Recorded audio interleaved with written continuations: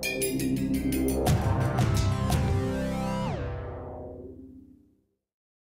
like to welcome you all back to the LSSP's annual symposium, Claiming Kin. This afternoon we have a program lined up for you, 2 more talks. One, Charis Thompson, talking about when you have 3 biological parents, and then Barbara Natterson-Horwich will talk about psychopathology in animals, followed by a roundtable with all of the speakers from today and tomorrow as well. So in order to get started, I'd like to welcome Amit Prasad, Associate Professor of Sociology here at Mizzou, to introduce Charis Thompson, our next speaker.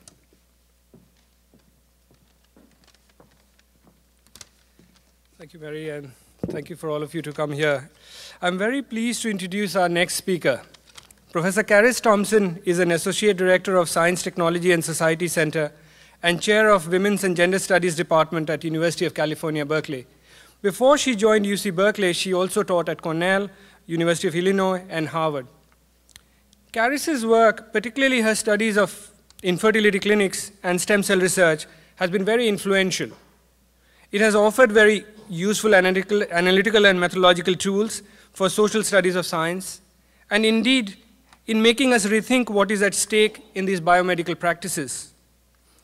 In her study of infertility clinics, she, for example, shows how the complex and hierarchical interactions within these clinics are interwoven articulations of gender, race, class, sexuality, and even nation. And yet, to quote her, the single biggest problem with reproductive technologies in the US is not patriarchy, eugenics, or infringements on the sanctity of life, but a lack of access to healthcare. Her study on stem cells similarly questions the very categories and issues that are taken for granted by stem cell researchers, policymakers, as well as the lay public. Her book, based on her study in the infertility clinics, Making Parents, which was published by the MIT Press, received the prestigious Rachel Carson Award from Society for Social Studies of Science in 2007. And we are eagerly waiting for her next book on stem cell research, which will come out in October. Her talk today, as Mary has already mentioned, is on the multifaceted implications of genetic mixing. Please welcome Professor Charis Thompson. Thanks.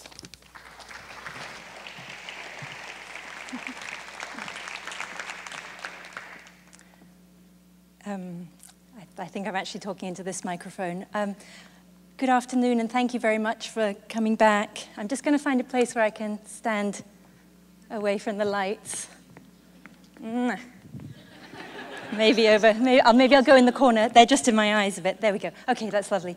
So I changed the title a little bit to make it a little bit more comprehensible, because I always fall foul of this thing of thinking that everybody speaks the same language I speak until I step back a step or two. So I've given it a slightly more comprehensible title. I'd like to thank the organizers very, very much for inviting me, and jump right in.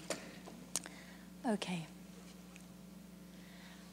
So human sex and reproduction have frequently been policed to make sure that there's neither too much heterosex, that's too much difference or variation, as understood at the time, in a particular place, nor too much homosex, as understood at a particular time in a particular place. And we've had some great insights this morning, I think, into why, underlying biological reasons about why that might be the case, which I'm not going to go into at all today, but I am very interested in. So the kinds of things that in sort of our families' living memories have been policed as being too much one or the other include adultery, miscegenation, polygamy, bestiality, and so on, as being too much difference, too many partners, the partner you want to be with is too different from you, the person is not from the right group, that group is too different from the group with whom you identify. And this morning as I took my shower, I learned that ChristianMatch.com is the biggest Christian dating site online, so we're still working really, really hard to make sure that we intergroup marry, go endogamy even online. and not too much homosex as understood at the time, has included things like at various points among various groups, masturbation, the plough the fields and scatter the good seed on the land, as we like to say in England, that famous hymn, incest, where you get together with someone who is supposedly too closely related to you. Our anthropologist colleagues will tell us that exactly what constitutes incest varies greatly from culture to culture and over time as well. But the idea that you're, even in my parents' generation in England, it was still common for first cousin marriage, which at least among the groups that I live among now in California, that's not considered to be true. That's considered to be a form of incest, among friends at least. Homosexuality and can people of the same sex and gender get married or not? Is it a safe environment to raise children in? Are they subject, this is from what we've heard so far in this conference, might they be subject to more violence? And then cloning, the idea that you would self-fertilize or reproduce yourself. These are all things that have been prescribed in various ways at various times. Now, where these lines are drawn and the manner of their policing and the severity of the consequences of the breach and the conditions of their repeal vary over time and place. So for each one of them, you can tell stories. I mean, not tell stories, you can do the history, and people have done, of why certain rules and restrictions have been repealed, why they might have been held to be the case in the first place. Okay. So social scientists have argued that the definitions of too much hetero and homosex in reproduction reflect the time, place, and cultures in question, and that they are especially sensitive to the economic and technological order. So some of the things that I just talked about are dependent upon particular biotechnological breakthroughs, for example. It's only been fairly recently that cloning has been possible to do. And many people have argued that the economic order it determines to some extent what forms, who you can mate with, and what kinds of children are most like, family size, and so on, the kinds of things that we learned last night in the keynote address. In the modern scientific era, many of these boundaries, and this is really important, this second point on this slide, many of these boundaries have at one time or another been thought to have warrants in nature. That is, to reflect reproductive biological impossibilities and/or inadvisabilities. So in the modern scientific era, it's common for many of us to think that, well, the reason we don't like adultery, or we don't like miscegenation, or we don't like cloning, or whatever it might be, is because it does something bad biologically. Now, I'm not at all making the point that that's true or not true, but it's a very, very important fact about living in modern scientific times, that we tend to think that these restrictions on too much heterosex and too much homosex at least sometimes have good reasons in nature. So in the ART era, ART is Assisted Reproductive Technologies, which is one of those really, really interesting acronyms that didn't change, but what it stood for changed. It used to be Artificial Reproductive Technologies back in the 70s and 80s, and then people came to say that, well, there was nothing artificial about it. It's still, real. It's still real fertilization. It's just that it's assisted. I've referred to in some of my work as the era since the rise, the clinical success of in vitro fertilization as an era that I've named the biomedical mode of reproduction. That doesn't matter one jot for my talk today, so just ignore that. But that era is the era since the birth of Louise Brown, who was the world's first IVF baby, born in 1978.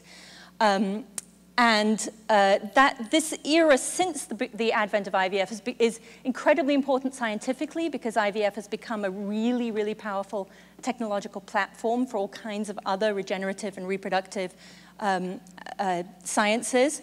But it's also become really, really normal. Some people have said it's the new normal on how to reproduce. Though you want to have a career, just bank your eggs, you can do IVF later on, or you want to select for this kind of characteristic or that. So that in some ways it's become, not only are there over 5 million babies born from IVF today, but it's also become something that's really quite surprisingly quickly been taken up as in the repertoire of the ways that we reproduce, much as online dating actually has been taken up as being gone from being, oh my God, what someone said to me once, oh, it's only perverts and panty sniffers on in the internet, and then within now it's almost, if I talk to my students, they're all saying, well, that's the best, safest way to meet people. It's much better than lurking at a bar or relying on there being someone decent at that conference you go to, So it's really there's really been a big change in attitudes, and likewise IVF has become, in that sense, the new normal. But some people have worried over time, and this hasn't gone away as much as it might have done, that one of the problems with this kind of dish reproduction is that it evades evolution. It evades things that would, it evades evolution, but it also evades things that would weed out the sort of natural biological attrition or triage that would weed out weaker embryos and thus fetuses and children. And that in some way that makes it both not natural but also not terribly safe. And this is something that comes up in the conversation in the topic that I'm about to turn to.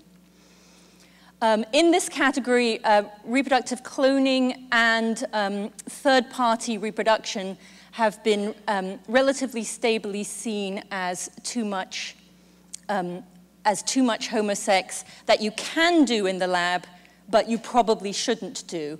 When I say that they have been relatively stably seen, one of my grounds for saying this is that when I ask my students, relatively stably, 90% of people, if you ask them, would you like to clone yourself, will say no.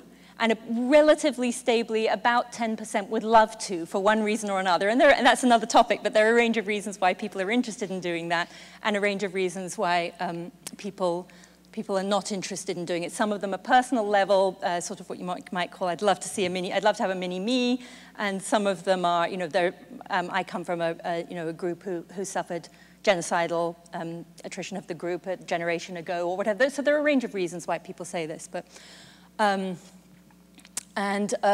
Third-party reproduction, people have kept the logic in, so from doing a lot of ethnographic work in infertility clinics, people are very, very careful to, they're quite empirical about it, but they're very careful to police incest. The American Society for Reproductive Medicine produces a chart where you can say which gametes you can use with which to make, to be okay, for it not to be incestuous.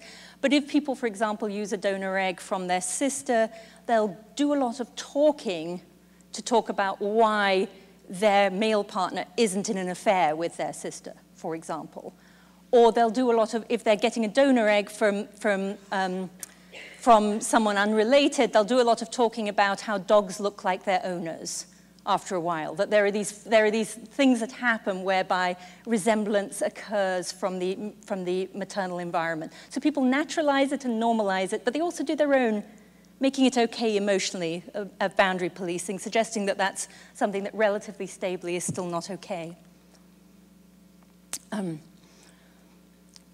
So I'm going to go really quickly through this slide, but there was the procedures that are being used in mitochondrial DNA donation that I'm about to talk about are not completely new. In the 1990s, one of the things that they did, at the time there was a crisis about why IVF didn't work more often than it did.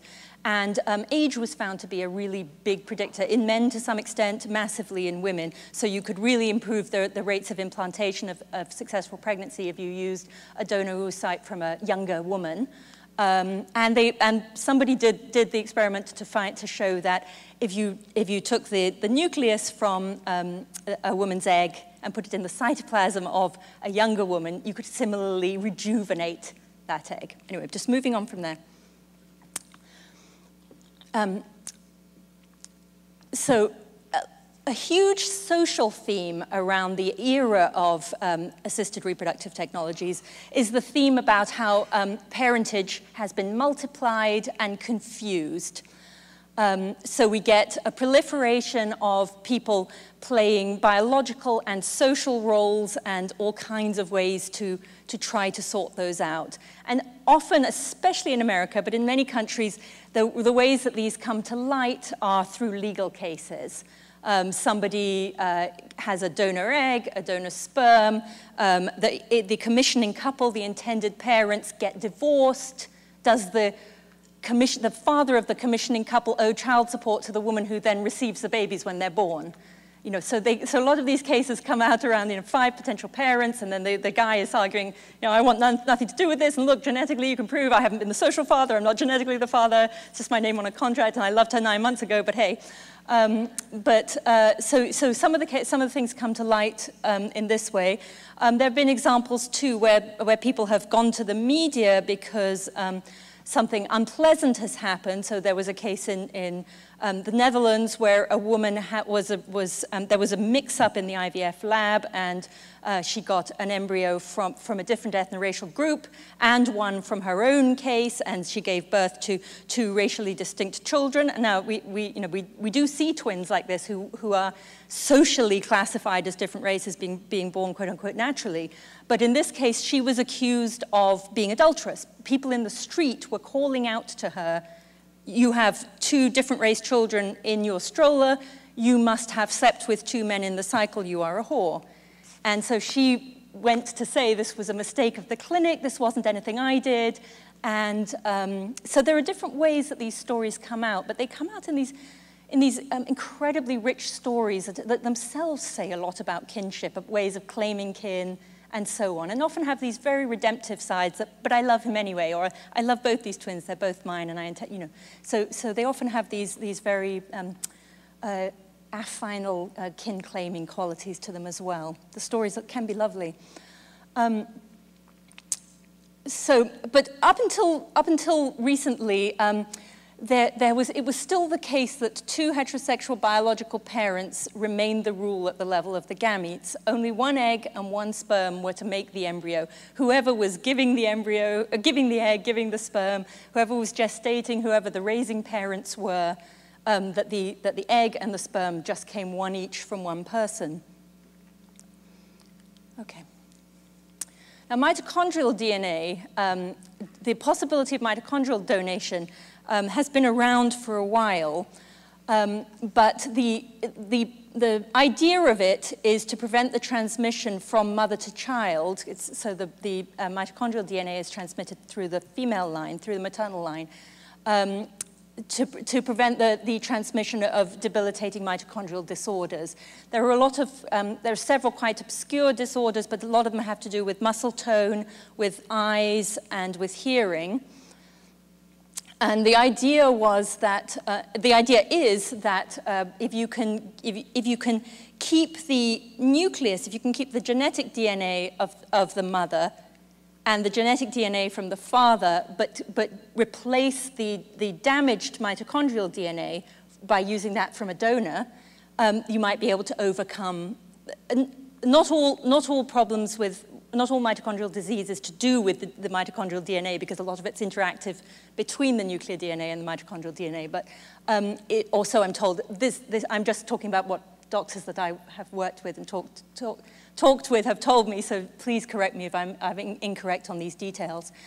But a certain number of these conditions, the idea is that if you were to get donor mitochondrial DNA, it would be a way for that couple to have a child that is genetically linked to both parents. Now, there are a couple of sides to that. First of all, you might say, well, why not? And many people who are against this technology have just said, well, why not just adopt, or why not do egg donation? And in response to that, one can say that it's actually quite hard to adopt, problematically hard to adopt, and donor eggs. Donor egg is a quite invasive medical procedure itself. There's a shortage of supply of donor eggs, and so on. But even more profound probably than that is that if we're going to agree that it's okay for any of us to want a genetically related child, why wouldn't we agree that it's okay for somebody who has mitochondrial disease in the family to want a genetically related child? Okay, so the work that's being done at the moment, the experimental work that's being done on this at the moment, aim to replace maternal mitochondrial DNA with donor mitochondrial DNA. And that thereby introduces a third genetic or biological parent into the child's genes. Now, whether or not you want to call it parent is one of the questions that I'm asking you today. Do you, or is that just silly? So that's one of my questions. It's a very small percentage of the total number, the total amount of DNA that anybody has. Nonetheless, in the UK, where the study that's been done so far on human embryos has taken place, that phrase, three-parent IVF, is used extremely widely. On September 17th, 2012, the Telegraph declared three-parent IVF. In its title, the BBC called it three-person IVF, and many, many others have used this expression. Quite often it's in inverted commas, but it had immediate take-up in the press. There we go. So this group in Newcastle got a license from the Human Fertilization and Embryology Authority in 2005. Which was announced in Parliament in 2008, so it took place later than that, to experiment with leftover embryos to do, a kind of mitochondrial DNA that I will explain in just a minute. And they tried many times. A really typical aspect of doing clinical work with embryos, as people will remember from the Huang Woo-suk scandal and so on, is high failure rates, high wastage. And considering that people are dealing with this very, very scarce human reproductive material, that's always a major constraint. In this country, many people also believe that there's no such thing as a leftover embryo, the snowflake movement. So again, I'm just going to bracket that off, but please feel free to ask me about that later if that's something that's of concern to you. And then a team in Oregon had bred rhesus macaques using another technique for mitochondrial DNA and done quite a bit of, done some of the proof of principle work about seeing what the effect is on the next generation. So those embryos were actually implanted and gave rise to live births. So another really important part of the proof of principle phase of this research. The Human Fertilization and Embryology Authority reported in April 2011 the results of an inquiry from which they declared that they believed that mitochondrial DNA donation was ethical and scientifically sound. Pending further tests, they opened a consultation in the latter half of last year that closed December 7th. And Nuffield Council on Bioethics also agreed with them in 2012 that it's basically scientifically sound and basically ethical to go ahead with this research. So these are the two procedures that are being talked about. This one is maternal spindle transfer, and I think there's one of those lovely little, maternal spindle transfer. And in this one, you do, the procedure is done with eggs. So you get a donor egg and the mother's egg who has the mitochondrial disease. You remove this spindle, which has the maternal DNA, and you enucleate the donor egg as well, and then you replace into the cytoplasm from the donor, you replace the maternal DNA. Then you add the sperm of the partner of this person and hope to be able to induce fertilization and hope to be able to move to normal embryonic development and procession to a blastocyst, as shown there. The other procedure, and I know these look like unisex bathrooms, but no doubt ring all kinds of normative heterosexual kinship bells. But anyway, the reason that they've got couples in both of these is that you're starting with embryos. So for these, you need an early embryo or zygote with where the mitochondria from the mother has the faulty mitochondrial DNA, and then you need a donor, so a leftover embryo from another couple. You take out the nucleus and you put the nucleus from the couple who are the patient couple in, and then you hope to induce it to begin to divide in the normal way. So this is there's been a lot of debate about, and it's ongoing, it's very, very alive at the moment, of debate about whether or not this third person is too much. Can we or can we not tolerate having a third parent involved? In general, there's a really broad consensus in the countries in particular where this research is being done, the UK and the US, that genetic relatedness is very important, and that mitochondrial DNA donation should be tried, even if it means that there are 3 genetic biological parents, as long as it's safe and effective. So the people on the side of doing it are saying, as long as it's safe, what did I just do? I'm trying to go back, there we go. Are saying as long as it's safe and effective, when there are no other good alternatives, we should do this. Genetic relatedness is really important, and this is the best way to get that. And they're arguing in their defense, for that claim that nuclear DNA would still be a combination of only two parents' DNA, the intended parents or donors standing in for the intended parents, one male and one female. And they're arguing as well that issues of identity would be trivial, given that mitochondrial DNA is only a very small proportion of DNA and not thought to relate to phenotypic aspects of social categories of personhood that are particularly important to peoplehood. Now, I'm going to return to that, but the idea is that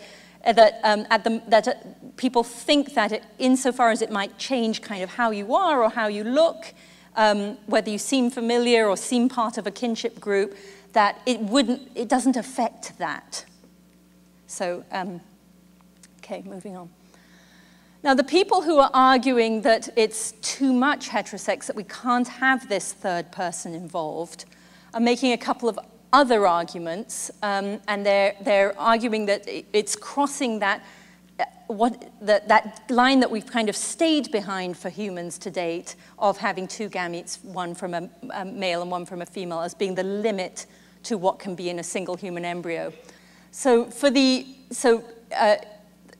just to resume, the offspring from the DNA the offspring has DNA from 3 people. In maternal spindle transfer, there's a need for a donor egg as well as the maternal egg. For pronuclear transfer, you need a donor embryo as well. So the problem is that there are 3 people, and then the other problem that the people against it raise is that it's crossing a second line. So it crossed the line of going from 2 to 3, which is okay to not okay in their minds. It's a line in the sand maybe, but a strong one. And the other problem is that down through the female line, it could then be, so a girl child could then, it would be passed on to this couple's children, and then a girl child could indeed pass it on to her children, who could pass it on to her children, and so on. And that represents what people call inheritable genetic modification. So for many commentators, donor mitochondrial DNA is thus tantamount to crossing what's become a very, very sacred cow, this line against not stepping over the line of germline genetic modification in humans.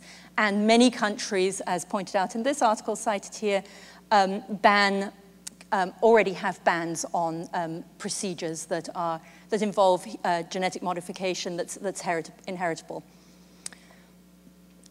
People worry about that because they think that it opens the floodgates to eugenics, and they think that it has also potentially has unintended disastrous medical and social consequences. They don't know how risky it is, they don't know what will happen down the line, and people think we should use the precautionary principle and stand back from that. The worries about it opening the floodgates to eugenics are particularly exacerbated at the moment because of the rise of so-called screening cultures.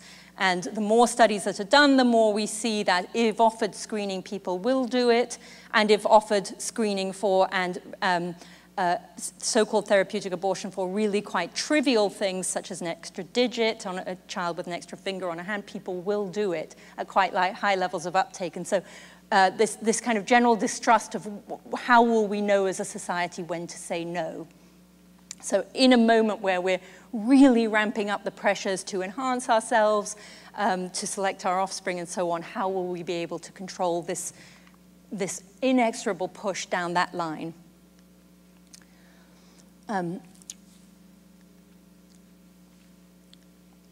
Okay, so the questions then to be asked, so I'm going to begin to wrap up now, but the questions to be asked need to be asked, and working groups that are meeting on these at the moment are asking questions among the different groups of people who are involved in the procedure, or would be involved in the procedure, were it to move to the clinical phase.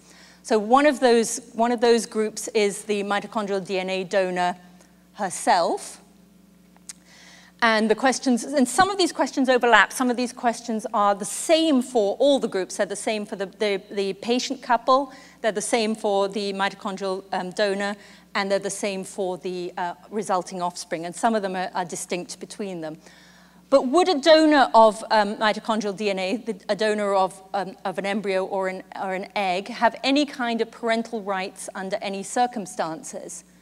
So could a mitochondrial DNA donor fight for custody of a child?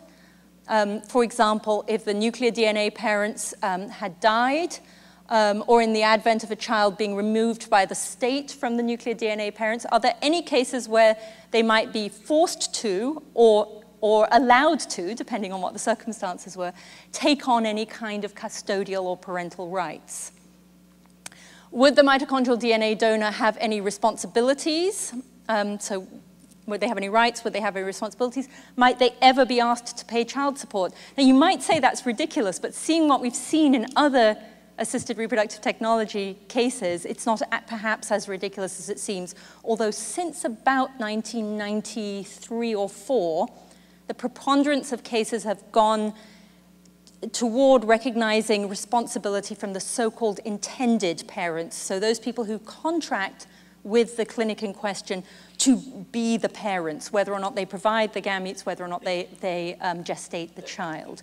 So there was a while there where it wasn't clear which way it was going to go, but the preponderance of cases have gone that way. So perhaps that wouldn't happen, but it's nonetheless always there in the air. Would they have an obligation to meet and or care for a child? Would they have an obligation to disclose medical things that happen to them later in life? And so on. Mitochondrial diseases themselves can emerge later in life. Given the way that disclosure has been trending in general in assisted reproductive technologies, it's possible that such rights and obligations might arise whether or not mitochondrial DNA starts off being strictly anonymous. So one of the things we have to bear in mind is that it isn't always a case of just legislating it. Science policy doesn't necessarily stick. We could all agree, okay, let's just say a mitochondrial DNA, that's ridiculous that they're a parent. Let's say you have to have this many nucleotides in common or whatever before we could use that word parent. And it's ridiculous. They're doing something incredibly altruistic. Let's just say that they wouldn't have any of these rights or these responsibilities. They could never be prosecuted in that way.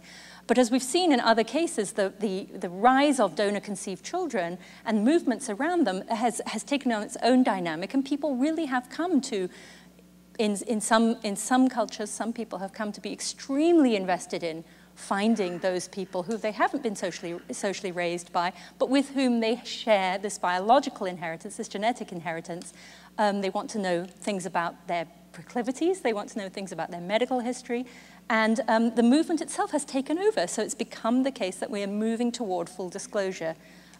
Like it or not. Personally, I really like it, but not everybody does, and a major consequence of that has been in the rest of assisted reproductive technologies is a decline in the number of people willing to be donors.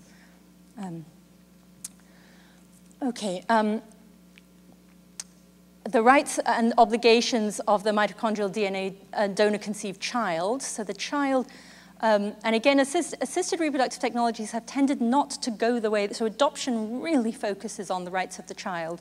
Assisted reproductive technologies have tended to focus on the rights of the intended parents. Really big difference. It's an interesting question in and of itself, why? But would this child have a right to know his or her mitochondrial heritage, whatever that might amount to in the future? Would they have a right to receive any kind of support or connection to their donor? And might it come to have a bearing on one's own sense of identity? And how would that be expressed individually by the child and within social networks of which the child might be part? Now, many of you will be aware of some of these studies where you take a group of people and you train them to see something, and then all of a sudden everyone can distinguish. There wasn't cellulite, and then all of a sudden cellulite was invented, and then everyone could see cellulite. Or nobody ever pays attention to that little thing. What's it called? The philtrum?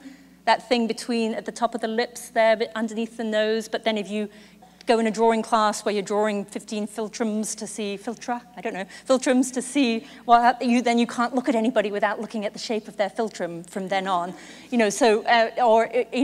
People who aren't in fashion don't understand that you shouldn't be wearing, I don't know, what does my daughter always says, my trousers are too loose. I just don't get it. So people who are trained in something or part of the right group can really come to see. So would you come to see after a while? Would you come to recognize similarities and things that were phenotypically evident to you over time that now we say are not relevant to kinship differentiation and to judgments about familiarity? Would they come to be so over time? And then the rights of the and obligations of the state to the donor and to the child.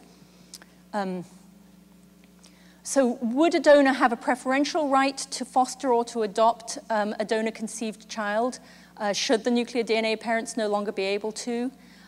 Could a mitochondrial DNA donor impart citizenship to a child? You go to a country which has this procedure, you have a child, you go back, there's a violent conflict in your country, you flee, you're looking for refugee status. Are you more likely to be allowed to immigrate because you have this kind of, and again, it might sound far-fetched, but in fact, people use these medical and biological bases for immigration in many, many countries, and they're very, very active sites of contestation as well as access to immigration pathways.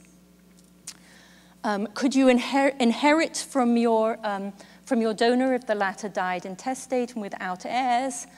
And could you be forced to give could you be forced to be enrolled into things like forensic databases for identification purposes by the state for criminal activity? So these are some of the questions that people are asking around these technologies. Okay, so moving forward then, and as I say, this is absolutely in the process at the moment. It's under discussion. None of these things are fixed, and people are trying to decide whether or not to move ahead on these. So mitochondrial DNA donation has a powerful clinical rationale should it be shown to be safe and effective. Nonetheless, the two grounds for the too much heterosex claim for the procedure, the problems with germline genetic modification and the problems with kinship rights, responsibilities, and disclosure are at least potentially significant, and based on our collective understandings of the histories of ARTs, might go to surprising places and will probably take a while to work out and will have some of their own dynamics. Thank you very much for your attention.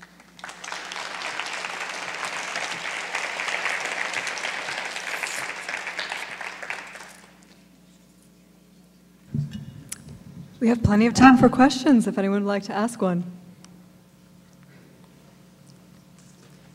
So, nice talk. Thank you. I had one question on a boundary that I didn't see people crossing, and so you have the three-parent problem, and one solution would be to take the mitochondria from the father. Now, fathers don't normally transmit mitochondria to their offspring, but and there would be technical challenges, but that would seem to be one option that is available there, and yet, has it not been discussed because mitochondria are women's right to transmit to their children, or is it because of the technical challenges that are involved? Thank you for that question, the so-called mitochondrial Adam question that I have been asked before. And I should say that I'm not an expert in this. I'm just talking to other people who are debating this at the moment. And I am involved in the policy debates. My understanding is that the major problem is that it's what you have, it's what raw materials you have, and we've gone through many years at this point of being able to more or less designate, at least in some countries, donor eggs and donor embryos as leftover, as superfluous to reproductive need, so that we might produce those in a clinical setting and have them as raw materials at hand. And that was a long process, as you know, of making that possible, and still considered by many to be far too scarce. But I think it would be great to try that. I know that people say that would just introduces even more issues about technical feasibility and potential of risk, but I would love to see someone try it. Hello. Hi. Is this? Yeah. I'm a student of evolutionary biology at Mizzou, and I use mitochondrial and chloroplast genomes to trace evolution in plants. Mm-hmm. And so my perspective from hearing your talk is two things. Mm-hmm. One, what would you say about mitochondria being a large proportion of the genome, since a nuclear copy we usually think of in humans for most of our cells are diploid, and you have one copy, but there are many copies of mitochondria. And two, given that there are many copies, that you could maybe perhaps engineer multiple, more than just 3 parents, but many parents into that embryo, and then there'd be clonal sectoring as that develops into a child. They would have different portions of their body would have different proportions of those mitochondrial genomes, if you had something to respond to that. So I guess I would push the question right back to you. Would you have any problem with that? Do you think that would be fine in humans? And I'd be quite interested to hear what happens to evolutionary biology if it's not just going down through 2 lines, but if it's coming from many lines. How do the accounts change? So I'd love to just sort of push that question back onto you, if that's okay. Sure. In a lot of the plants that I study, there's multiple cytoplasms that exist, and often the case it's not that you get 100% from mom. In some cases, you get more of the mitochondria from dad in certain organisms as well. And so my question then, it can get quite complex, and I don't know if I have an answer for what's right or wrong. I was just curious to see what someone that's thinking about this from a human perspective would have to say about having mitochondria for, say, 10 different parents. And then after the child grows, different parts of your body would have different percentages. That would really make a lot of these issues either more complicated, or maybe just the answer is that it doesn't matter as much anymore. Mm-hmm. It's the nuclear genome that is the parent. Mm-hmm. I mean, so at this point, we're dealing with different people's instincts on this, and you know, personally, I'm worried about screening, eugenics, and efficacy and safety more than the idea of having multiple lineages. Actually doesn't, it kind of excites me. It's kind of like reading about microbiomes. It's like, yes, you know, it's just so interesting and so much, you know, but a lot of people don't respond like that. A lot of people respond with kind of, you know, that messes with everything. That messes with who I'm nice to, that messes with who matters to me, that messes with, you know, why I'm alive, what I care about, what matters to me. So a lot of people do have very, very, and I know this from interviewing people, a lot of people have very, very strong instincts that for humans, there's something really foundational about the 2-parent thing. But, so I don't particularly share it, but a lot of people do. Thank you. I don't have much of a problem with the idea of mitochondrial genetic material coming from someone else. Mm-hmm. Largely because there's not much variability. Mm-hmm. So the mitochondrial DNA that you and your sisters, your mother, your maternal grandmother, et cetera, is basically cloned. Mm-hmm. And if we looked at the variability in mtDNA in this audience, it would be very minimal. Mm-hmm. And hence, also the consequences on our phenotypes is so small compared to the contributions of our nuclear genetic material. But a more interesting thing I think we're headed for, tomorrow we're going to hear a talk about partible paternity. Mm-hmm. And one might imagine women being interested in getting genetic material, not just from one male, but perhaps from 2.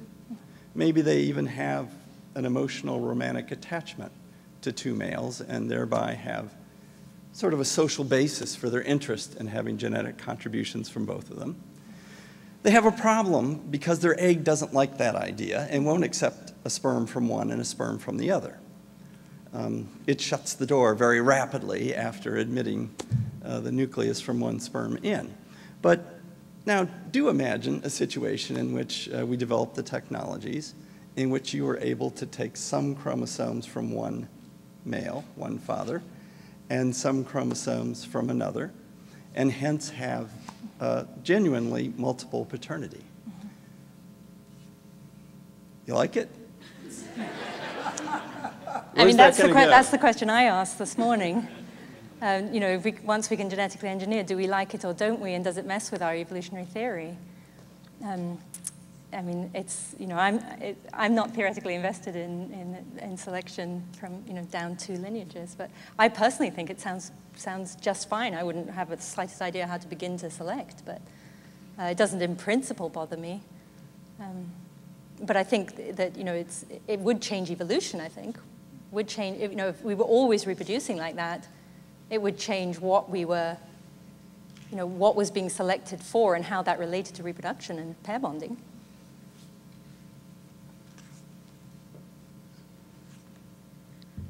With the genetic changes, do we really have the right to be calling it evolution anymore?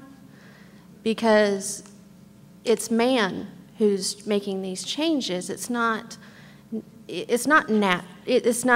something that if you just let it happen in the world, it's not going to happen naturally. We have to make those changes. So should we not be taking the word evolution out of it or change the definition of what evolution is? Thank you.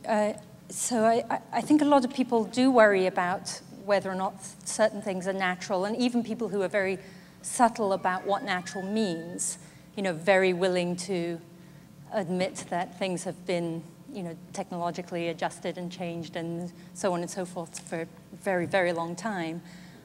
People do worry about whether or not things are natural.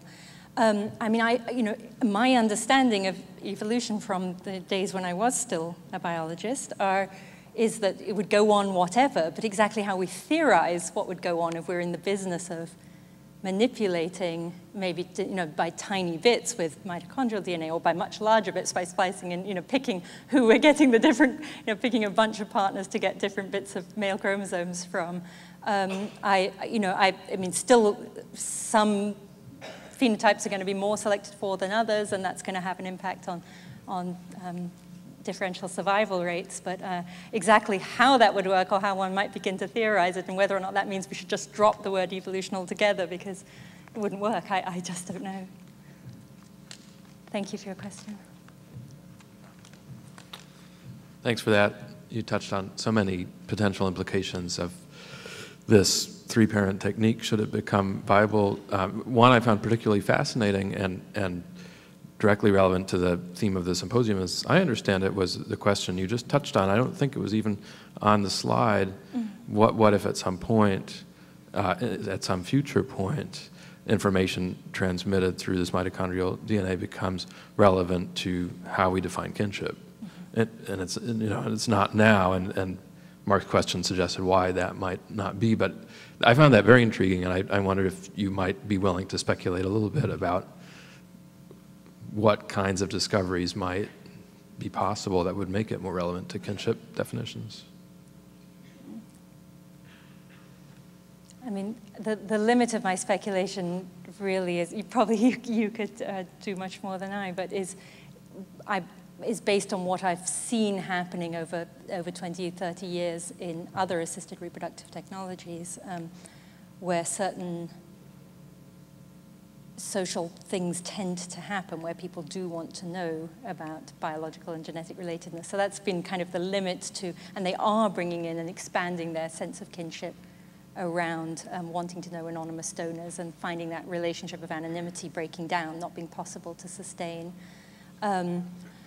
Whether or not and then I also I was being slightly flippant about it, but I also do think that people do become very good at, when it's salient in one way or another, visually and otherwise differentiating quite small differences.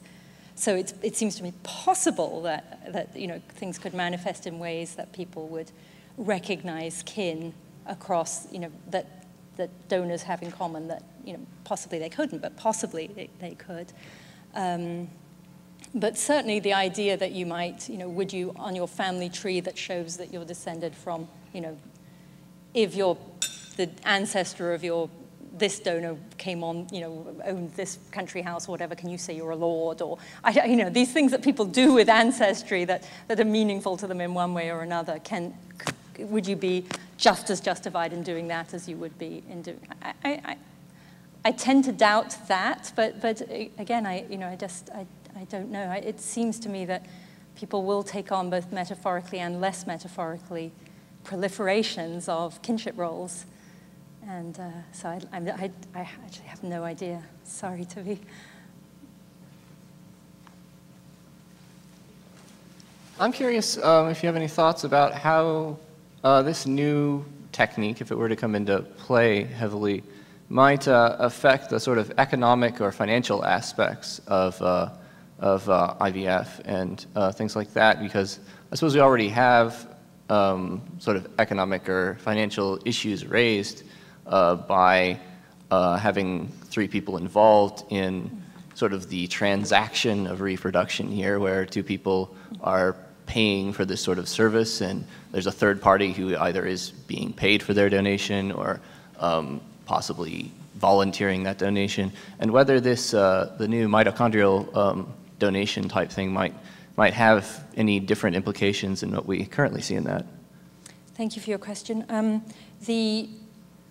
So insofar as people have, that I've been there when people have been talking about this to date, people have assumed that it will pattern with a less differentiated market than, so it would mostly be altruistic, it would mostly be leftover eggs or embryos that are donated. It might be an offset for your own treatment.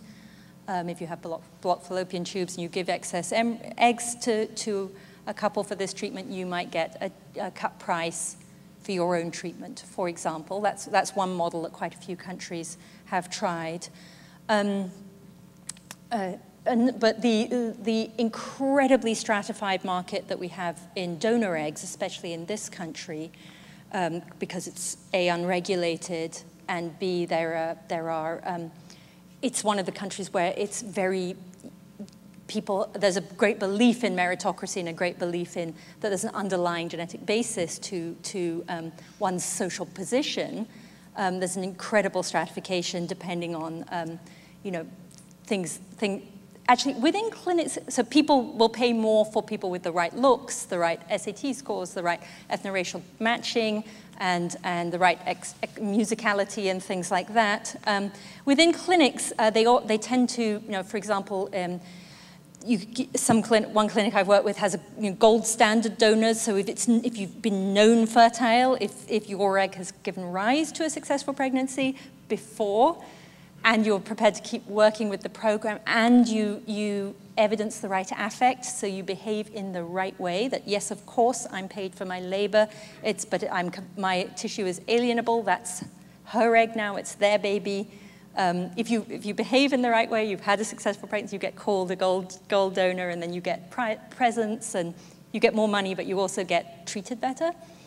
But that market is very, very eugenic, based on things that we recognize as being at the level of the whole person.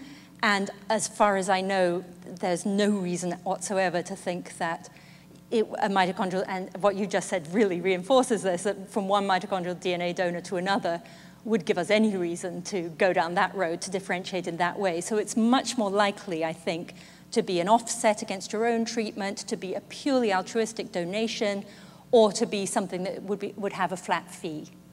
Well, I was wondering, maybe just to put a little bit more point on it, do you suppose that maybe donors might assign a different economic value to the use of just their mitochondrial DNA to perhaps just fix the possibility of a mitochondrial genetic abnormality, versus the use of their entire egg and passing on their perhaps entire genetic legacy to someone else's children? Yeah, thank you. It's a very interesting question. Yes, Hi. hello.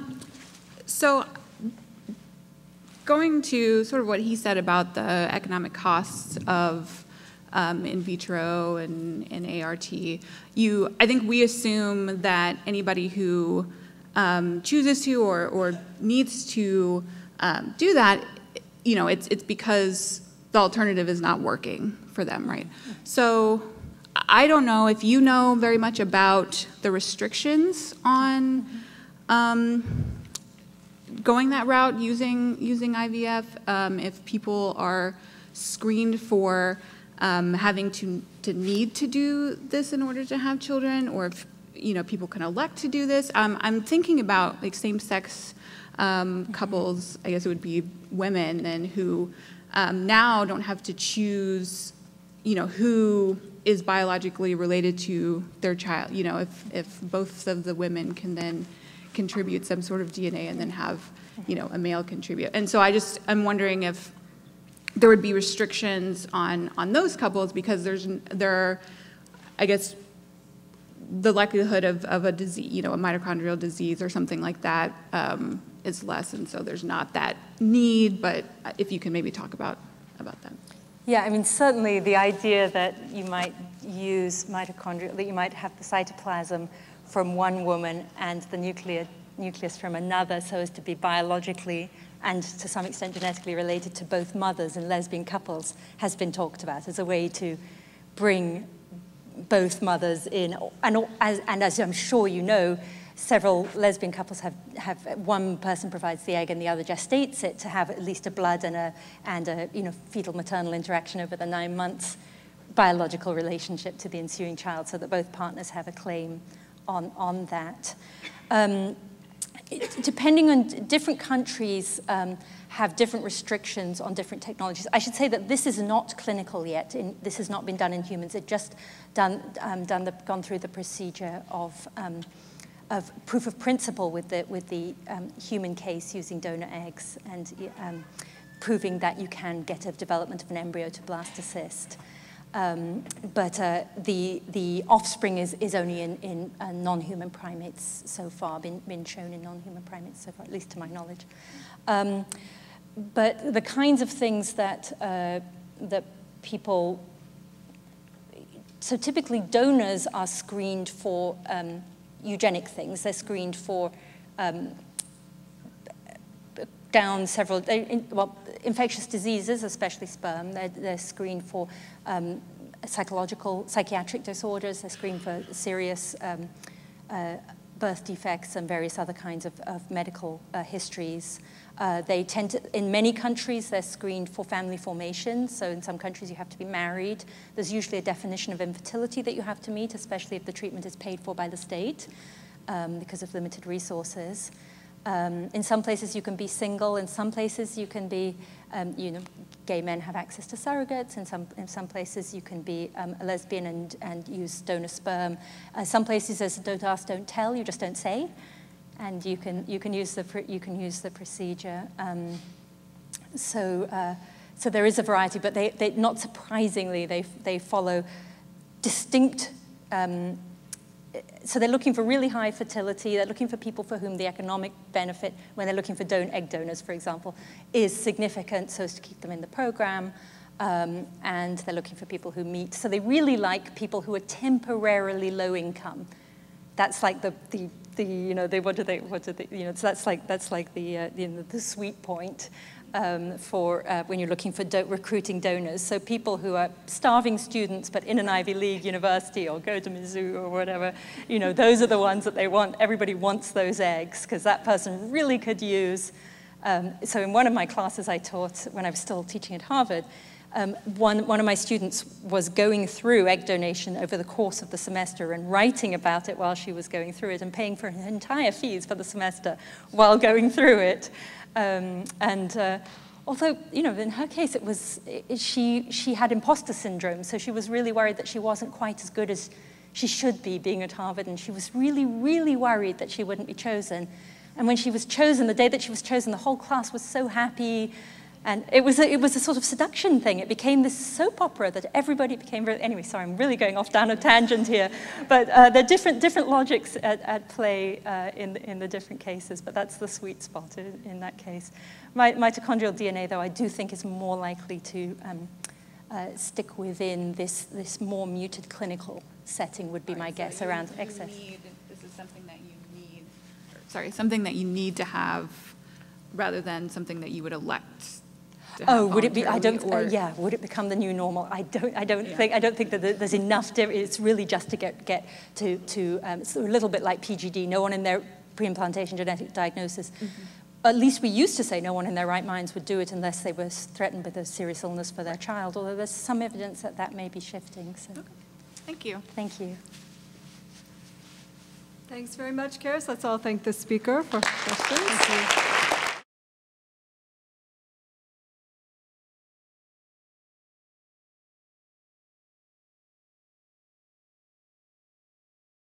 Thank you.